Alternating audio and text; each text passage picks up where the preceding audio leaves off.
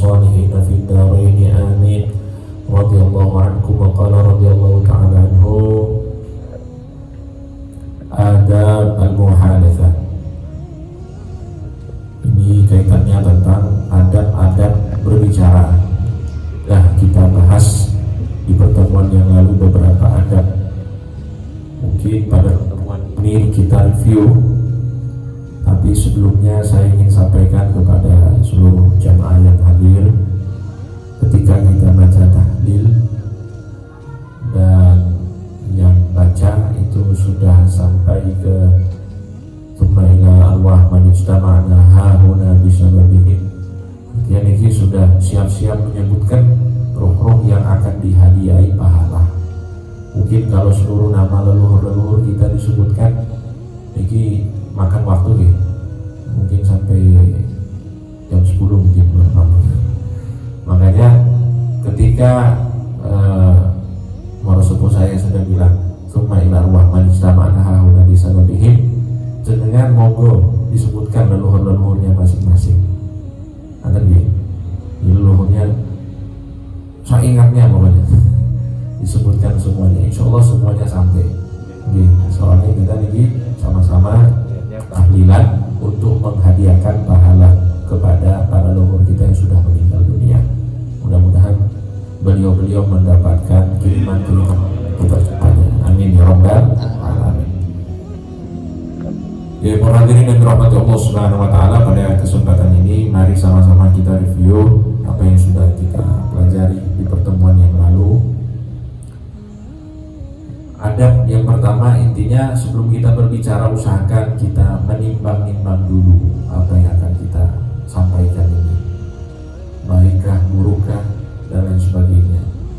Kalau misalnya kita berpedoman dengan apa yang disampaikan oleh Kanjeng Nabi Muhammad sallallahu alaihi wasallam, falyakul khairan aw liyasmut, berbicaralah yang baik atau diam. Berarti kita hanya ada dua pilihan, berbicara yang baik semampu kita. Kalau tidak mampu untuk berbicara baik, maka pilihannya apa? Ya. Dan adab-adab yang lain yaitu berusaha untuk sedikit bicara, karena orang yang banyak bicara banyak salah pasti banyak dosa, dan banyak dosa neraka adalah tempatnya, sebagaimana hadis Nabi Muhammad sallallahu alaihi wasallam. Jadi ngirit itu bukan cuma duit aja, tapi ngirit bicara. Kalau di sini saya lihat orang-orangnya rata-rata ngirit duit, tapi belum tentu ngirit bicara. Kalau ngirit bicara ini memang susah, tidak semua orang bisa. Tapi kalau misalnya kita itu bisa ngirit bicara, niki termasuk tirakat besar. Saya dulu pernah ketemu seorang kiai almarhum belum lama. Dulu beliau namanya itu Mbah Yai Sajjad. Tinggalnya di Kulon Progo, Jogja. Selama 15 tahun tidak bicara. Allahumma sholli ala Muhammad. Nah, ini paling susah nih Pak. Jangan boleh tidak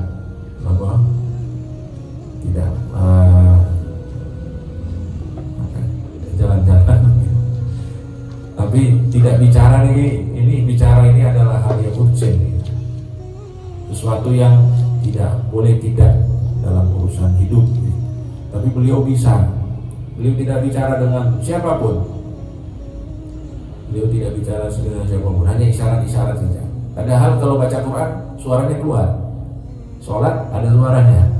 Tapi kalau bicara memang beliau itu tirakatnya seperti itu. Selama 15 tahun sampai wafat itu dalam keadaan demikian. Jadi ini adab bicara ya, salah satunya itu kita irit dalam bicara. Kemudian bicara sesuai dengan konteks. Kalau misalnya lagi berduka, ya jangan bicara tentang hal-hal yang lucu misalnya. Ketika ada sesuatu yang sifatnya membahagiakan, ya ada acara pesta pernikahan misalnya, jangan berbicara tentang hal-hal yang menyedihkan misalnya. Nah, ini intinya kita menyesuaikan. Begitu juga tidak menyebut hal-hal yang tidak baik ketika dalam kondisi makan misalnya. Banyak sekali ya. Kemudian juga menjaga perasaan orang lain saat bicara, melihat kondisi diri kita saat bicara. Kadang-kadang kan ada orang bicara menggebu-gebu, tidak sadar air liurnya juga ikut terbang-terbang gitu. Nah, itu kan juga kurang bagus, ya, meledak, menyala. Kemudian mengurangi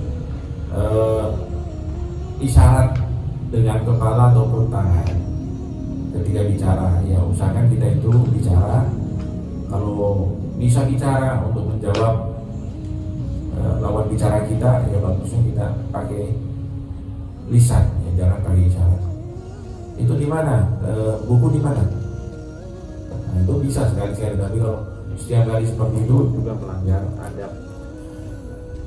Kemudian juga tidak bicara dengan suara yang keras, dan juga memberikan porsi bicara untuk lawan bicara kita. Jangan selama bicara ya kita jadi pembicara, lawan bicara jadi pendengar tok. Speak up. Nah, ini juga melanggar adab. Jadi memberikan porsi bicara kepada lawan bicara itu juga termasuk adab. Kemudian saat kita berbicara dengan orang lain, usahakan kita itu memberikan perhatian ketika dia berbicara, dan usahakan wajah kita itu menghadap dia. Dan Nabi kita Muhammad SAW, beliau telah mencontohkan kalau beliau bicara dengan orang, beliau bicaranya bukan dalam keadaan menoleh. Misalnya orangnya di samping itu tidak begini, bala biwajhi, beliau menghadapkan badannya ke arah orang itu. Mungkin kita ini banyak pelanggaran dalam hal ini. Orang jadi sebenarnya kurang bagus ya, kalau kita contoh Nabi Muhammad SAW menghadap ya, dengan seluruh badannya Sallallahu Alaihi Wasallam. Kemudian kalau kita tidak paham dengan apa yang disampaikan oleh orang, ya kita minta dia untuk mengulanginya, bukan dengan cara yang kurang bagus. Apa? Kamu ngomong apa? Itu kurang bagus. Dia minta tolong. Kemudian kalau kita dipanggil oleh guru ataupun orang tua, maka dijawab dengan baik. Dan juga termasuk adab disebutkan di sini, tidak bicara kecuali mendapatkan izin dari orang yang lebih tua. Ketika kita di majelis, misalnya kita ini satu rombongan, ya kita ketika memilih jubir, juru bicara itu usahakan orang yang lebih sepuh. Kalau misalnya sepuhnya itu mengizinkan, nah baru monggo. Itu kan ada juga dalam tradisi kita di Jawa. Kalau mau sowan itu kan ada yang matur. Nah, yang matur itu usahakan yang sepah. Tapi kalau memang mungkin grogi ataupun tidak biasa, nah di sini izinkan yang muda, yang penting atas izin yang tua. Jadi para hadirin yang dirahmati Allah, kemudian menggunakan bahasa-bahasa yang sopan, bahasa-bahasa yang sopan. Mungkin kalau bahasa Arab itu kamu, bahasa Arab kan anta, kalau di Indonesia ente. Kalau bahasa Arab yang sopan, kamu itu antum, menggunakan kata antum. Kalau di Jawa mungkin panjenengan, nah, gitu. Tidak menggunakan kata-kata yang kurang bagus. Dengan yang tua misalnya pakainya apa? Jenengan lebih paham lah, koi dan apa kue. Itu kurang pas. Oke, para hadirin yang dirahmati Allah, sampai di situ ya Ustaz. Sampai di situ ya, itu terakhir ya. Gila. Itu Benten. Oh, Benten. Ya itu juz 2, ini juz 3 ini. Iya, enggak apa-apa. Warnanya beda, ini warnanya hijau nih.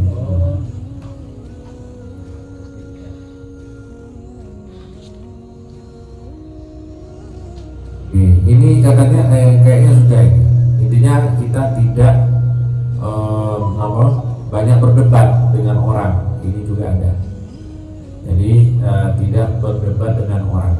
Dan sudah kita jelaskan bahwa ada perbedaan antara mirah dan jadal. Kalau dalam istilah kita mungkin debat ya debat, tapi kalau dalam bahasa Arab mirah dan jadal itu beda. Kalau jadal monggo boleh, bahkan di dalam Al-Quran kita disuruh ketika misalnya berselisih atau kita ingin berdakwah, step-stepnya kan diajarkan oleh Allah Subhanahu Wa Taala. Allahumma sholli ala Muhammad.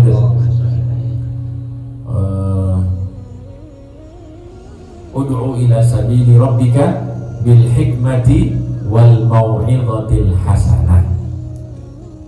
Jadi dengan cara hikmah, berdakwah itu dengan cara hikmah, bijaksana, wal mau'izatil hasanah, dan nasihat yang baik. Wajadilhum billati hiya ahsan, dan berdebat dengan mereka dengan cara yang baik. Sama. Mujadalah, jadal itu debat. Disuruh kita oleh Allah Subhanahu Wa Taala ketika misalnya nasihat tidak diterima, ya dia misalnya orangnya ngeyel, ya kita debat. Tapi debat di sini adalah untuk mencari kebenaran, atau bukan pembenaran. Kalau misalnya tujuan debat dari dua sisi adalah untuk mencari pembenaran bukan kebenaran, itu namanya mirah. Dan mirah ini dilarang di dalam syariat. Sehingga dikatakan di dalam hadis bahwa Nabi Muhammad SAW menyampaikan wa in kanal haqqu ma'ak. Meskipun kita itu dalam posisi benar, tapi lawan bicara kita ini tidak mencari kebenaran, dia pokoknya mau menang sendiri, maka lebih baik kita diam. Atau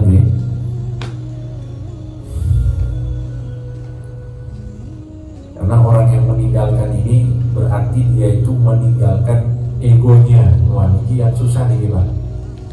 Meninggalkan ego itu susah. Yang benar kita, tapi nopo, karena ini orang ini ngeyel, lebih baik nopo dia. Nah, karena kita meninggalkan egonya kita supaya tidak berdebat dengan dia yang tidak ingin mencari kebenaran, maka disebutkan dalam hadis bahwa bunyalahu baitun fi ramadil jannah, insyaallah akan dibangunkan baginya rumah di surganya Allah Subhanahu Wa Taala. Amin Allahumma. Orang hadirin yang dirahmati Allah. Kemudian juga kalau kita salah, kemudian kita diingatkan oleh seseorang, maka terimalah peringatan itu dengan hati gembira. Ini juga agak angin, agak susah nih menerima nasihat. Memang nasihat itu ibarat obat. Ya, kesalahan itu penyakit dan nasihat itu ibarat obat. Obat itu rata-rata manis atau pahit? Pahit. Nah, makanya ya kalau kita itu bisa menerima nasihat itu berarti hatinya bersih. Washkurhu ala nasihatihi, dan terima kasih sebenarnya atas nasihat yang diberikannya. Dan jangan sampai kita itu menolak kebenaran, karena menolak kebenaran itu adalah kesombongan. Alhamdulillah ini jadi para hadirin, kalau saya tanya jujur nih, dengan pilih teman yang suka memuji atau yang suka kritik, jujur jenengan pilih yang mana dari dua orang ini? Yang suka kritik, saya setuju. Yang suka kritik atau yang suka muji? Yang suka support, yang suka apa? Yang suka pokoknya mengangkat kita lah, memuji kita. Yang muji atau yang kritik? Tapi kadang itu menghina. Oh gitu. Kadang-kadang pujiannya itu ini ya, ada unsur hinaan. Niatnya mengkritik tapi nanti menjadinya menghina, meremehkan. Nah, jadi trauma semua. Oh trauma. Berarti maunya yang memuji ya. Ada yang sampai lah, tapi membangun juga. Ya tidak apa-apa sebenarnya. Ya, tetap dua orang ini ada model ini. Cuma kita itu lebih suka yang mana? Sebenarnya dari dua orang ini yang paling bagus itu yang paling banyak kritiknya. Karena orang yang mengkritik itu katanya orang, ini secara umum ya, saya tidak bicara oknum-oknumnya. Jadi secara umum orang yang mengkritik itu berarti kan membongkar kekurangan dan kesalahan kita. Seharusnya kita bagus itu, ya kita terima itu untuk apa? Untuk perbaikan. Karena kita sadar bahwa kita ini tidak hanya memiliki kelebihan, tapi juga memiliki kekurangan. Sehingga kritik yang disampaikan ini bisa kita benahi, ya, dari kekurangan-kekurangan kita ini. Makanya kalau Sayyidina Umar itu, beliau itu menyampaikan terima kasih. Jazallahu man ahda ilayya uyubi, orang yang menunjukkan kepadaku aib-aibku itu. Berarti napa? Teman yang suka kritik. Tapi pada akhirnya kita akan berterima kasih kepada keduanya, baik yang memuji ataupun yang mengkritik. Kalau kita sudah sukses, yang memuji itu kita anggap ya karena dia kita itu termotivasi, dan yang kritik itu karena dia kita tahu kekurangan-kekurangan kita sehingga kita bisa membenahi diri. Maka pada akhirnya kita akan terima kasih keduanya, baik yang kritik, yang menghina ataupun yang memuji. Allahumma sholli ala Muhammad. Ini para hadirin yang dirahmati Allah. Kemudian di sini disampaikan wa min adabil muhadatsati aidan, termasuk adab-adab bicara juga, antahtarisa min kalimatil badi'ati wa min asyabbi wal la'ni, menghindari kata-kata kotor, cacian, laknat. Kalau bahasa sini apa nih? Misu-misu, laknat, sumpah serapah. Dalam sebuah hadis disebutkan laisal mu'min, bukanlah seorang mukmin. Bahaya ini. Bukanlah seorang apa? Mukmin. Bitta'an, sebagai orang, bukan mukmin itu orang yang suka menuduh. Wala la'an, orang yang suka sumpah serapah. Wala fahish, atau orang yang berkata-kata kotor. Wala badi', atau orang-orang yang berkata-kata kurang ajar. Ini bukan termasuk sifat orang mukmin. Nah, kembali lagi saya sampaikan para hadirin yang dirahmati Allah, kalau kita dengar hadis seperti ini, bukanlah orang mukmin, ini bukan berarti imannya hilang. Kalau misalnya dia punya sifat itu. Halo, paham ya ini? Jangan bilang kalau ada orang mukmin ngomongnya kasar, ini bukan orang mukmin, ini murtad. Ada sih. Ya, itu kan gitu. Itu maksudnya apa? Mukmin di sini adalah al-mukmin kamilul iman. Seorang mukmin yang sempurna imannya, pasti lisannya dijaga. Itu maksudnya. Tapi ada mukmin yang lisannya tidak dijaga, dia tetap mukmin, cuma imannya kurang. Itu maksudnya. Nah, okay. Ini perlu diingatkan terus. Karena ternyata banyak orang-orang yang masuk komunitas terorisme itu gara-gara salah paham hadis. Pokoknya ada hadis-hadis yang berkata seperti ini, orang yang melakukan ini maka dia kafir. Padahal kafir di sini bukan makna kafir murtad keluar dari Islam. Maksudnya kurang iman, tidak beriman, bukan berarti keluar dari keimanan, tapi kurang iman. Nah, jadi seperti itu. Tapi di sini saya lihat wajah-wajahnya nggak ada yang bisa jadi teroris ini. Kurang sangar, Mas. Mudah-mudahan orang-orang soleh semuanya ini. Kemudian dikatakan lantai istibal ghibah. Wah, ini yang paling susah juga ini. Menghindari apa? Ghibah. Ghibah itu zikruka akhaka bima yakrah. Kamu menyebut sesuatu tentang saudaramu dari apa yang dia tidak sukai. Ini penjelasannya kalau jenengan ingin lebih jelasnya lagi, buka kitab Ihya Ulumuddin. Nah, di situ dijelaskan macam-macam ghibah. Bahkan yang mungkin menurut kita biasa itu ternyata termasuk ghibah. Membandingkan orang juga itu termasuk ghibah. Jadi repot nih. Kayaknya lebih enak ustadz ini deh daripada ustadz itu. Itu ghibah kan? Pernah gak kayak gitu? Oh, sering. Itu ghibah. Membandingkan. Karena kan membandingkan itu kan ada yang lebih, ada yang kurang. Jadi kita merendahkan yang satu, itu termasuk ghibah. Karena tidak ada satupun dari kita yang ingin dibandingkan, ya kalau ya. Jadi kan dibandingkan sama orang itu nggak suka. Jadi banyak sekali macam-macam ghibah.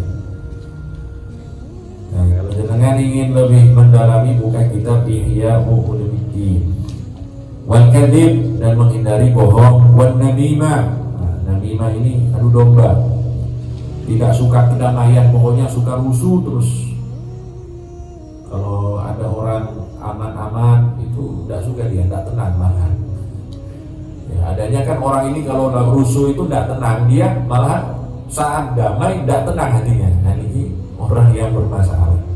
Na'udzubillahi min dzalik. Dan disebutkan oleh Allah Subhanahu wa taala di dalam Al-Qur'an bahwa orang yang ghibah itu seperti makan daging saudaranya sendiri, atau memakan bangkai daging saudaranya sendiri.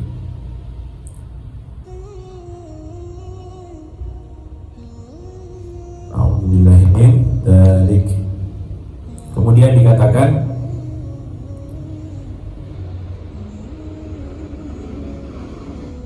ini tentang bohong, ya. Kaburat khianatan, ini termasuk khianat yang besar. Antu haditha akhaka hadithan, engkau bercerita kepada saudaramu, kepada sahabatmu tentang sebuah berita, wa huwa laka bihi musaddiq, dan lawan bicaramu ini membenarkan apa yang kamu sampaikan, wa anta lahu kadhib, padahal yang kamu sampaikan ini bohong. Niki termasuk khianat besar. Jadi kita bohong tapi dipercaya orang. Kita nyebarin hoax tapi dipercaya apa? Orang. Ini khianat. Ini termasuk apa? Khianat. Wa fil haditsil akhar, di dalam hadis yang lain disebutkan, la yadkhulul jannata nammam, tidak akan masuk surga orang yang adu domba. Na'udzubillahi min dzalik. Ini juga bahaya ini. Orang yang adu domba itu ada riwayat hadis yang menerangkan bahwa orang yang adu domba akan disiksa di dalam kubur. Na'udzubillahi min dzalik. Orang yang adu domba. Dan pernah terjadi di zamannya Nabi Musa alaihissalam. Ini ada hikmahnya. Karena di zaman kita ini zaman adu domba, apa saja itu bisa diadu. Bukan cuma domba, manusia juga bisa diadu. Jadi istilahnya adu domba ini maksudnya membenturkan antara dua orang yang bersaudara, dua orang yang bersahabat, yang adem, yang ayem, tiba-tiba dibentur-benturkan, dicari permasalahan sampai jadi panas akhirnya masing-masing pihak. Di zamannya Nabi Musa alaihissalam itu pernah ada orang yang seperti ini. Orang yang sukanya menyulut api antara satu dengan yang lain. Kemudian dikatakan bahwa di zamannya Nabi Musa alaihissalam terjadi paceklik, jadi kemarau panjang, tidak turun hujan. Maka Nabi Musa alaihissalam meminta kepada umatnya, ayo sama-sama kita berdoa kepada Allah Subhanahu wa taala. Ketika Nabi Musa dan umatnya berdoa, Allah Subhanahu wa taala berfirman kepada Nabi Musa alaihissalam. Dan sebagaimana yang kita ketahui bahwa Nabi Musa ini adalah kalimullah, nabi yang bisa komunikasi dengan Allah. Artinya kalau beliau menyampaikan sesuatu sama Allah, Allah balas. Maka Allah Subhanahu wa taala berfirman kepada Nabi Musa, fi ummatika nammam au kama qala.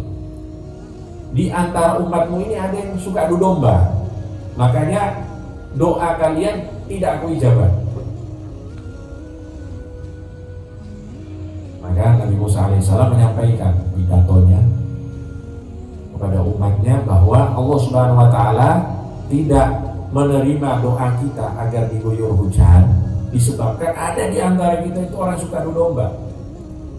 Maka yang adu domba ini ketika mendengarkan ceramahnya Nabi Musa langsung insaf, langsung bertobat kepada Allah Subhanahu wa taala. Seketika para hadirin yang dirahmati Allah hujan.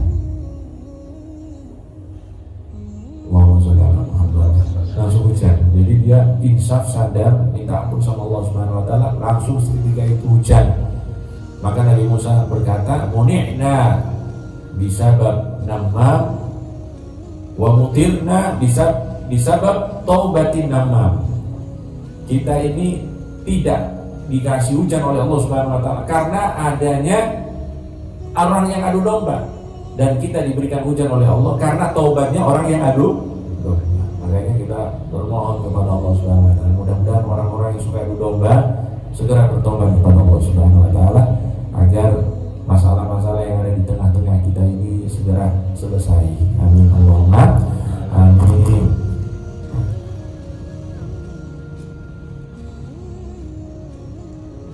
Tambah sedikit boleh ya, bagus. Boleh. Oh, boleh. Asik. Banyak boleh apa? Oh, jangan. Dikit aja. Pagi. Masuk lagi. Iya, kok jalannya nggak jalan-jalan nih. Setelah Oke. Orang hadirin dan dirahmati Allah. Kemudian dikatakan watan terukal halif. Ya, meninggalkan sumpah. Walau kunta shadiqan, meskipun benar. Artinya kita ini jangan terlalu banyak bersumpah. Jadi usahakan kalau tidak perlu bersumpah, tidak usah bersumpah. Sebenarnya niki ada ayat di dalam Al-Quran, la wala taj'alullaha 'urdatan li aymanikum. Jangan kalian jadikan Allah Subhanahu wa taala itu seperti barang ya di dalam sumpah-sumpah kalian. Jadi begini maksudnya. Dalam tradisi Arab, ini beda mungkin dalam tradisi kita. Kalau tradisi Indonesia, sumpah itu sakral. Tapi kalau dalam tradisi Arab, apapun dipakai sumpah. Iya, wallahi. Misalnya, hal akal tak? Apakah kamu sudah makan? Wallahi akal. Demi Allah aku sudah makan. Padahal kita bukan berarti ragu dengan dia sudah makan atau tidak.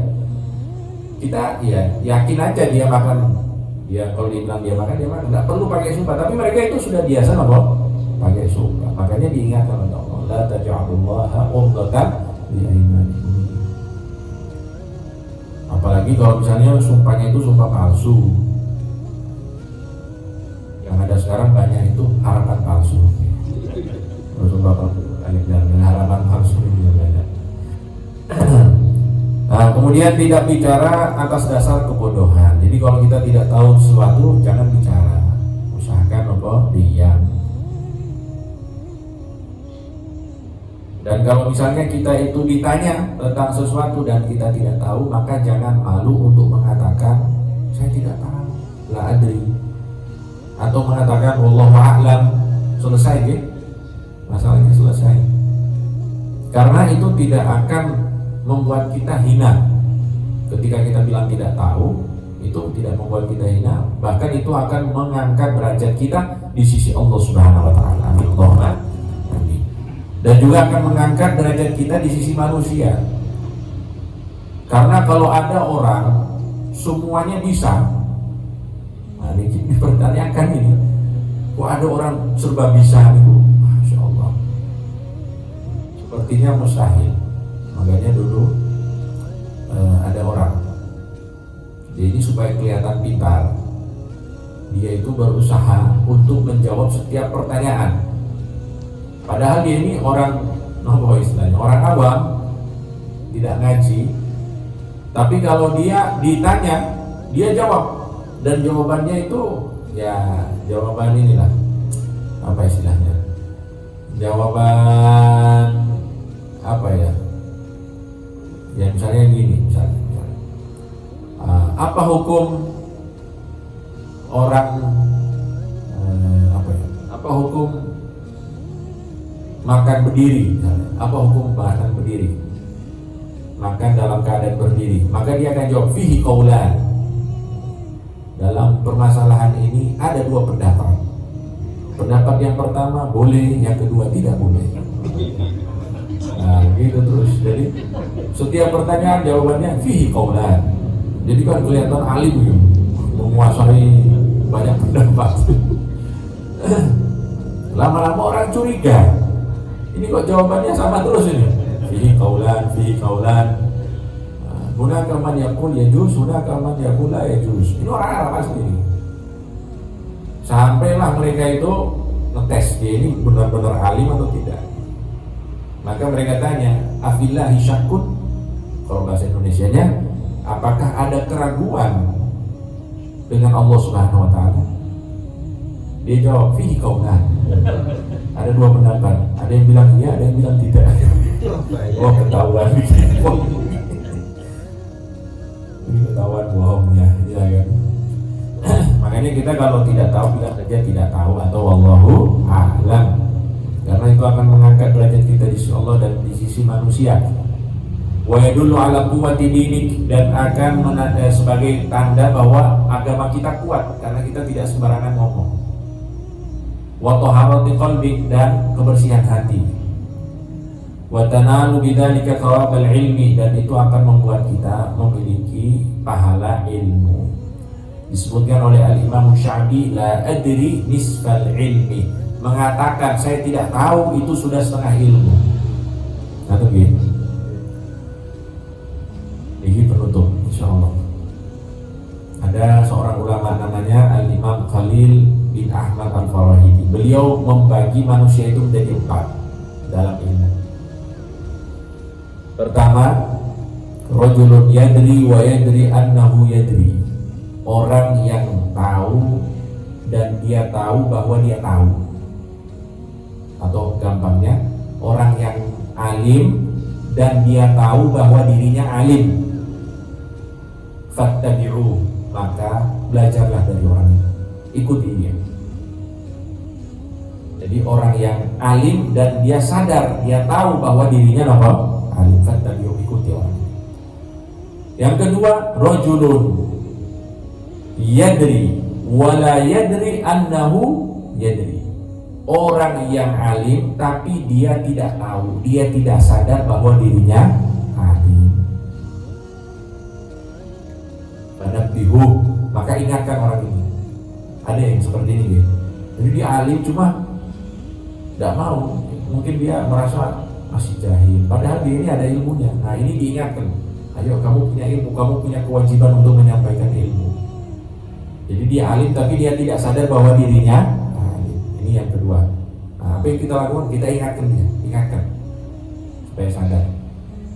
Yang ketiga, rajulun la yadri wa yadri annahu la yadri. Orang yang jahil, yang tidak punya ilmu, tapi dia sadar bahwa dia tidak punya ilmu. Jadi punya kesadaran.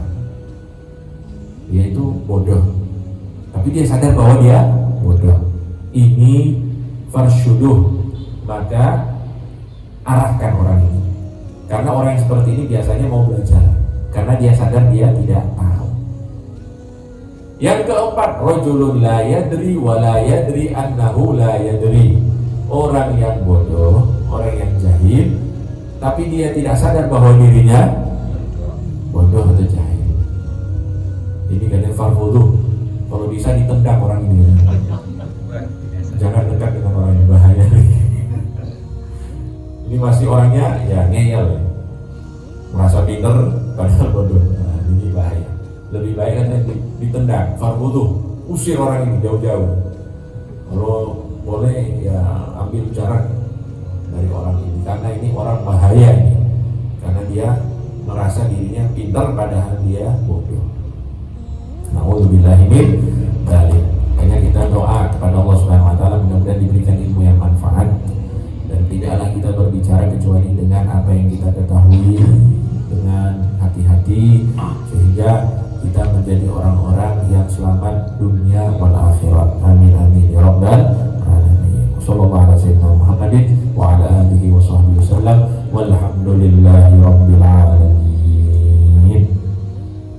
Al-Fatihah.